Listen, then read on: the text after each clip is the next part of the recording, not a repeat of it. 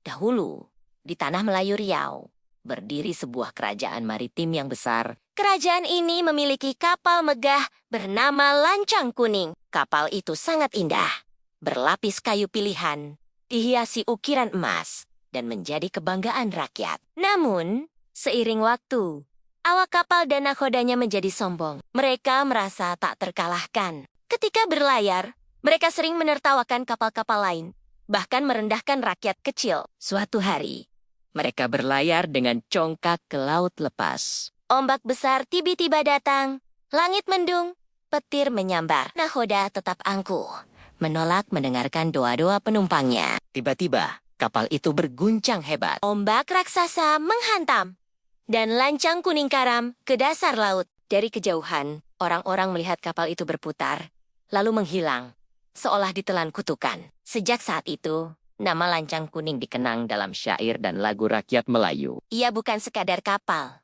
melainkan simbol peringatan. Kesombongan hanya membawa kehancuran, sementara rendah hati membawa keselamatan. Hingga kini, Lancang Kuning menjadi lambang budaya Riau, tercatat dalam cerita, tarian, dan syair yang diwariskan turun-temurun. CTA Polos, jangan lupa subscribe untuk mendukung channel ini.